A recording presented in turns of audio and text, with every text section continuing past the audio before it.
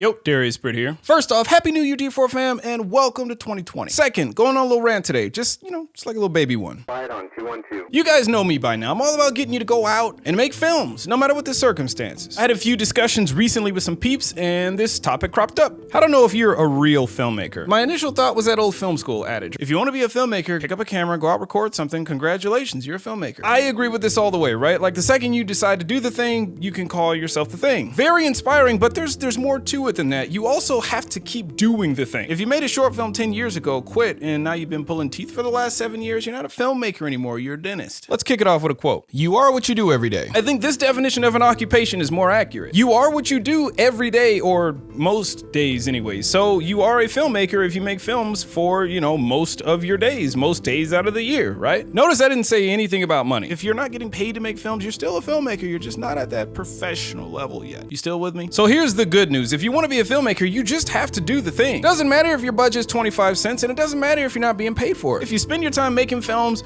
or working on making films in some capacity for most days out of the year, then you're a filmmaker, period. Now let's talk about things that stop you from being a filmmaker. Waiting for money. Waiting for money is not an excuse for not making films. Let me explain. I have a friend, we went to film school like years ago. He had this passion project, it was a feature film. He decided that he couldn't make the film for any less than $500,000 because he wanted to make this film the right way. None of this like low budget stuff, because that's not how real movies are made, right? You had to have the casting director, the 1-ton grip truck, the big crew, the whole bit, yada, yada, yada. This is supposed to be like his big calling card to break him into the industry. He tried raising money for 4 years, almost got financing twice. Both times financing fell through. It has been 7 years now, and last I checked, he's not even in filmmaking anymore. He just completely gave it up, moved on to something else. That really sucks for him, and I don't wish that on anybody, but there's a teachable moment here. One, while he was out trying to raise money, he wasn't making any new films. No short films, no micro films. I don't even think he was shooting commercials. Two, because he refused to shoot anything with a low budget, he wasn't shooting anything. So how is he supposed to get better? How are you supposed to practice? And three, he allowed raising money to stop him from being a filmmaker. If all you do is spend your time chasing money every day or, like most days of the year, then are you a filmmaker or are you a fundraiser?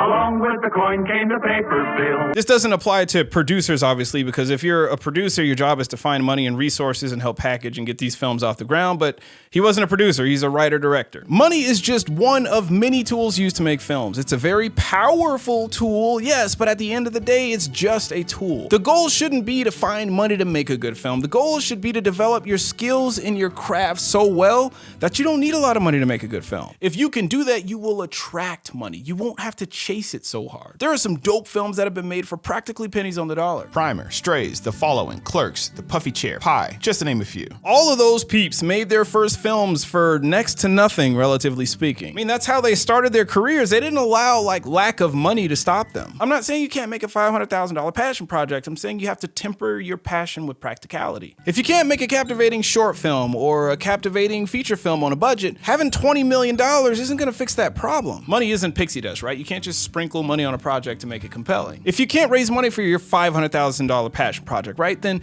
tuck that sucker away in your back pocket for now and write another project you can knock out for $500 or $1,000 and then just knock it out of the park. Don't let fundraising stop you from being a filmmaker. Excuse number 2, waiting for the right gear. If you've got a closet full of gear and you haven't made a film in the last 2 years because you're waiting on more gear, you're allowing gear to stop you from being a filmmaker. Gear acquisition syndrome is legit a thing, not even joking. I have consulted with people that have 10x more gear than me, and they haven't done anything with it. It's just sitting around collecting dust. I don't think they know how to use half of it. It's taken me years to collect the gear that I got, bruh, but I've made films along the way. I mean, I've made short films in the past with just a camera and a tripod and a hot shoe mic. Didn't even use lights. For all the peeps who got the gas, my heart goes out to you, but here's the deal. You're not allowed to buy another piece of gear until you go out and make something. And if I find out you bought yourself another gimbal for Valentine's Day and you still haven't shot anything, I'm gonna have to jump through this screen and slap you up a bit. And I mean that in the most loving way humanly possible. Don't let the gas stop you from being a filmmaker. Sponsor. This video is sponsored by the good peeps over at Skillshare. You cats know that I'm all about just getting you to start, right? It doesn't matter if you're starting small,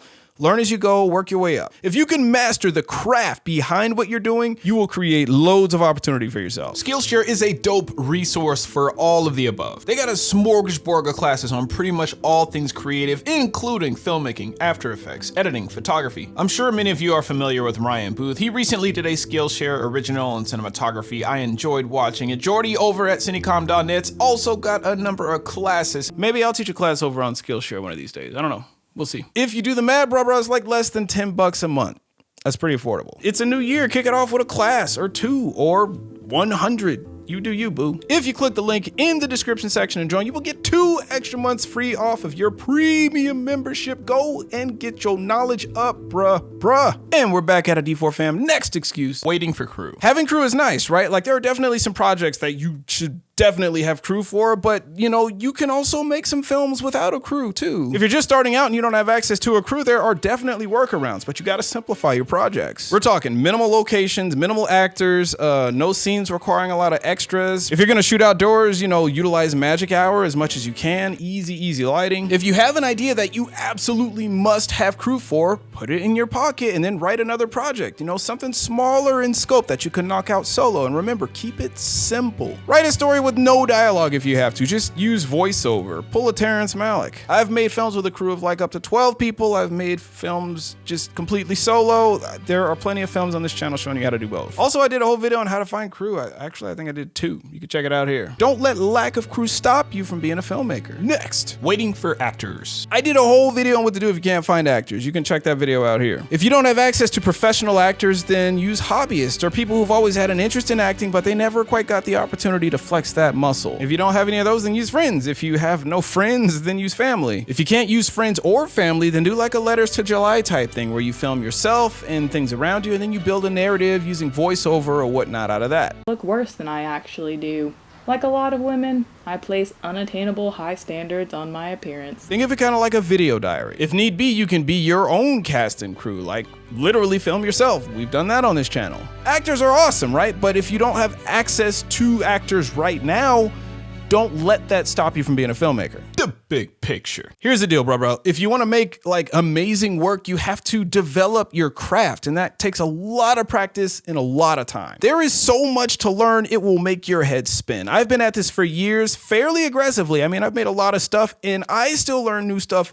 all of the time. Like every day, on every shoot, I'm learning something new. A lot of new things. There is no such thing as standing still, right? Like you're either moving forward or you're moving backwards. If you're always creating, always learning, always improving, you move forward, right? But if you stop creating, what happens? You get rusty, you start forgetting stuff, you move backwards. We can't afford to waste time waiting for things like money, actors, crew. Like if you keep working at it, those things will come. But in the meantime, you have to keep creating. You have to keep learning. Don't let waiting on those things stop you from being a filmmaker.